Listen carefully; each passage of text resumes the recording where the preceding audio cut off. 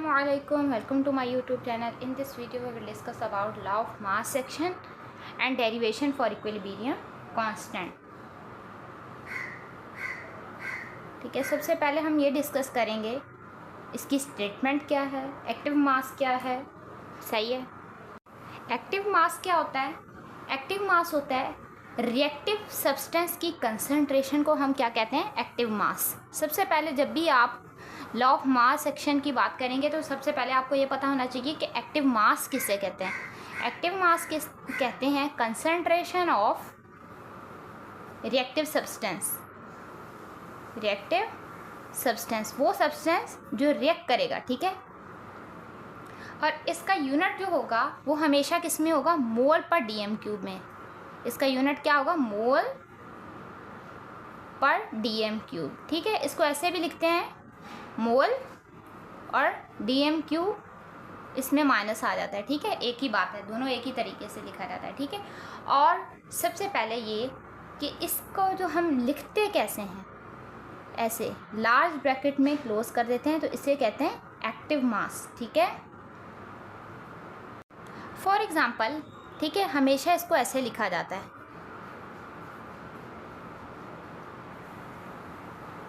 एक और बात कर लेते हैं कि फॉर एग्जांपल हमारे पास है ऑक्सीजन.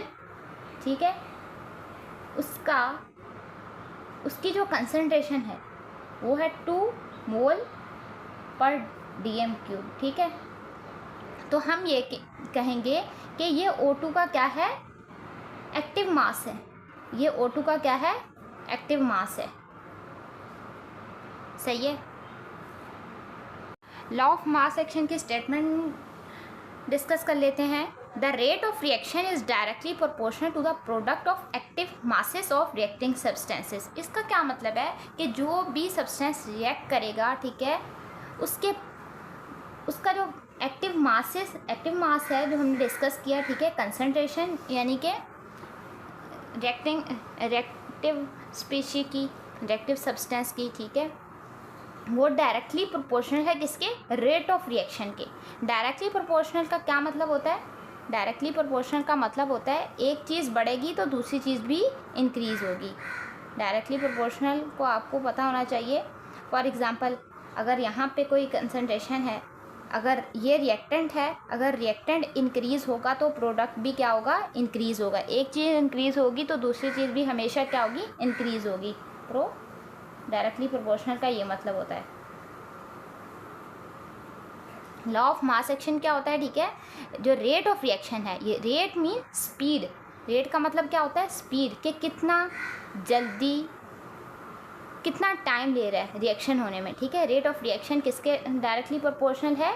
रिएक्टिव सब्सटेंस के एक्टिव मासेस के प्रोडक्ट. यहाँ पे प्रोडक्ट का मतलब है मल्टीप्लिकेशन. ये वो वाला प्रोडक्ट नहीं है, ये इसका मतलब है मल्टीप्लिकेशन, मल्टीप्लाई करके जो आएगा. ठीक है.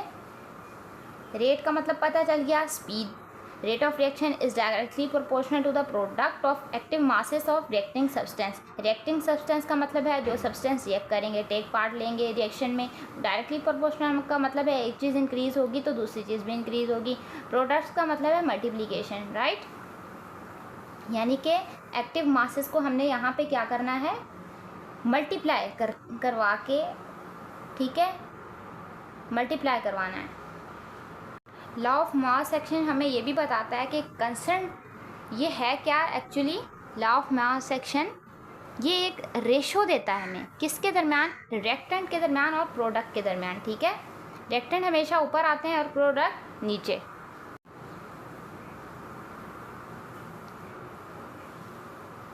लॉ ऑफ मास एक्शन हमें और भी क्या बताता है? लॉ ऑफ मास एक्शन हमें भी ये बताता है कि रिएक्टेंट और प्रोडक्ट के दरमियान की जो कंसंट्रेशन है उनकी आपस में क्या रेशो है, और वो किस पे बताता है? हमेशा केमिकल इक्विलिब्रियम पे.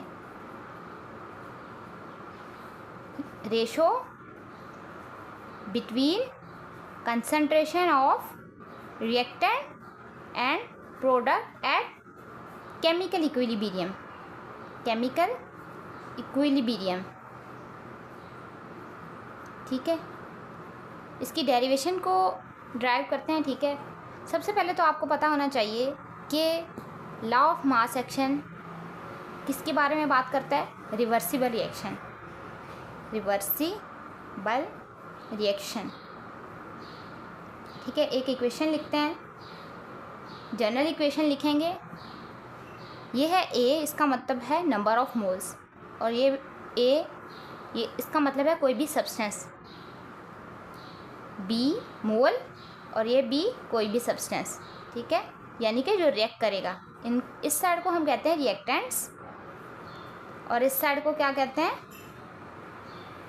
ठीक है, ये स्मॉल सी है और ये लार्ज, ये नंबर ऑफ मोल्स को डिनोट कर रहा है, ये प्रोडक्ट्स को। ठीक है, ये इस साइड पे क्या बनेंगे? एरो के इस साइड पे क्या बनते हैं? प्रोडक्ट्स। ठीक है, डी नंबर ऑफ मोल्स और ये जो प्रोडक्ट बना वो। ठीक है, कोई भी सब्सटेंस।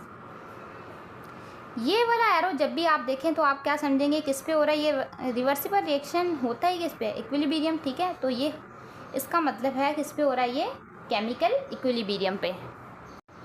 आपके लिए लिख भी देते हैं। ठीक है, कि ये ए एंड बी क्या हैं? A and B are reactants. ठीक है, अपने पास नोट डाउन कर लें, वीडियो को लास्ट तक देखिएगा ताकि कंप्लीटली समझ में आ जाए, कंसेप्ट क्लियर हो जाए। ए एंड बी क्या है? Number of moles. ये एक बैलेंस केमिकल इक्वेशन में ही रखते हैं ना, अदरवाइज तो नहीं ये होता है। ठीक है, रेट ऑफ फॉरवर्ड रिएक्शन लिखते हैं। ठीक है, रेट ऑफ फॉरवर्ड रिएक्शन किस पर डिपेंड करता है? रिएक्टेंट्स पे। ठीक है, आर एफ फॉरवर्ड, ये किसके लिए लिख रहे हैं हम? फॉरवर्ड रिएक्शन के लिए। डायरेक्टली प्रोपोर्शनल है किसके? ए, और नंबर ऑफ मोल हमेशा कहाँ जाते हैं? ऊपर। ठीक है, और किसके डायरेक्टली प्रोपोर्शनल है? बी के। नंबर ऑफ मोल कहाँ जाएंगे? ऊपर। सही है। डायरेक्टली प्रोपोर्शनल की जगह हमेशा आपको पता है क्या लगता है? आर एफ हमने लिखा, डायरेक्टली प्रोपोर्शनल की जगह लगेगा के। के मीन कांस्टेंट, के मीन कांस्टेंट, और वो भी किसका constant? Constant of forward reaction. Forward reaction की बात कर रहे हैं ना हम अभी, फॉरवर्ड रिएक्शन। ठीक है, सबसे पहले हमने क्या डिस्कस करना शुरू किया है? Forward reaction. Forward reaction. ठीक है, यहाँ तक बात समझ में आई है। इसके कांस्टेंट को भी क्या कहेंगे? के एफ, यानी कि फॉरवर्ड रिएक्शन का ये क्या है? फॉरवर्ड कांस्टेंट, फॉरवर्ड रिएक्शन का ये कांस्टेंट है। ठीक है, ये हमने हटाया डायरेक्टली प्रोपोर्शनल का साइन, तो ये कांस्टेंट आया। ठीक है, अब एज इट इज़ वैसे ही लिखते हैं जैसे लिखा हुआ है।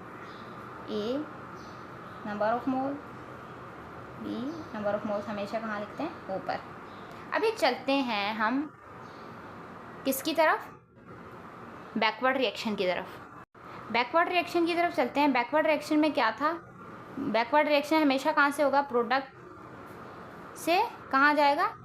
रिएक्टेंट की तरफ। ठीक है, यूँ समझें, दोबारा किसकी तरफ आएगा? रिएक्टेंट की तरफ। Backward reaction. बैकवर्ड रिएक्शन में, ठीक है, या बैकवर्ड की जगह हम ये यूज़ करते हैं रिवर्स। क्या यूज़ कर सकते हैं? रिवर्स। प्रोडक्ट में क्या चीज़ इंक्लूड थी? एक था सी, स्मॉल सी, और एक था डी। इसका मतलब है नंबर ऑफ मोल्स। और सी, कैपिटल सी और कैपिटल डी क्या हैं? प्रोडक्ट्स। क्या हैं? प्रोडक्ट्स। लिखते हैं हम, rate of reverse reaction directly proportional है सी के, नंबर ऑफ मोल्स यहाँ आ जाएंगे, और डी के, डी की कंसंट्रेशन के, एक्टिव मास के। ठीक है, इसका क्या मतलब है? कंसंट्रेशन या एक्टिव मास। ठीक है, डायरेक्टली प्रोपोर्शनल का साइन हटाएंगे तो क्या आ जाएगा? के आर। के आर का क्या मतलब है? कांस्टेंट। ठीक है, किसका कांस्टेंट? रिवर्स रिएक्शन का constant of reverse reaction. Reverse reaction. ठीक है, सी एज इट इज़, डी और डी एज इट इज़ लिखेंगे। ठीक है, अभी क्या करना है हमने, आपको पता है इक्विलिब्रियम कंडीशन के ऊपर, इक्विलिब्रियम कंडीशन के ऊपर, ठीक है, एट इक्विलिब्रियम के आर, ठीक है, सॉरी आर या इसको एफ बना दें तो भी एक बात है, आर एफ और आर यानी कि रेट ऑफ फॉरवर्ड रिएक्शन और रेट ऑफ रिवर्स रिएक्शन क्या होते हैं, बराबर होते हैं। सही है, तो हम ये लिख सकते हैं, इनकी जो वैल्यूज़ आई हैं ना, आर एफ की, रेट ऑफ फॉरवर्ड रिएक्शन की और रेट ऑफ रिवर्स रिएक्शन की, वो हम यहाँ लिख सकते हैं। ठीक है, क्या आई, के एफ ए बी और इसकी क्या आई, के आर सी डी। ठीक है, अब इसको क्या करेंगे, के एफ इधर ही रहेगा। ठीक है, के आर यहाँ इधर मल्टीप्लाई हो रहा है, इस साइड पे आके क्या हो जाएगा, डिवाइड हो जाएगा। ठीक है, ये ऊपर ही रहेंगी, सी डी, ये इधर मल्टीप्लाई हो रहा है, इस साइड पे आके क्या हो जाएगी, डिवाइड, ए बी।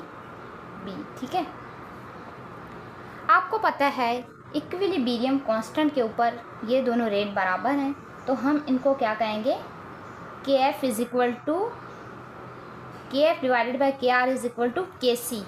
क्या कहेंगे, के एफ डिवाइडेड बाई के आर इज इक्वल टू के सी। के सी का मतलब क्या है, इक्विलिब्रियम कांस्टेंट। ठीक है, सी डी ए और बी। के सी का क्या मतलब है, K C is equilibrium constant, equilibrium constant. ठीक है, तो ये प्रूव हो गया हमारे पास कि rate of forward reaction and rate of reverse reaction क्या है, एक दूसरे के बराबर हैं। ठीक है, और हमें ये रेशो भी पता चल गई। अब ये रेशो किस किस के दरम्यान है, ये सी और डी क्या आए थे, हमारे पास आए थे प्रोडक्ट्स। ये क्या आए हैं, प्रोडक्ट। तो हम इनको एक सिंपल वे में लिख लेंगे, और ये क्या थे, ए और ए हमारे पास क्या थे, रिएक्टेंट्स। ठीक है, तो रिएक्टेंट हमने लिख दिया। तो के सी किसके दरमियान रेशो है, ये क्या है, एक रेशो है। ठीक है, जो चीज़ अपॉन में होती है, डिवाइड में होती है, इसको हम क्या कहते हैं, रेशो। के सी क्या है, के सी किस चीज़ का रेशो है, प्रोडक्ट और रिएक्टेंट के दरमियान। सही है, आई होप कि वीडियो अच्छी लगी होगी, समझ में भी आया होगा। नेक्स्ट वीडियो में दोबारा मिलेंगे। अल्लाह हाफिज़।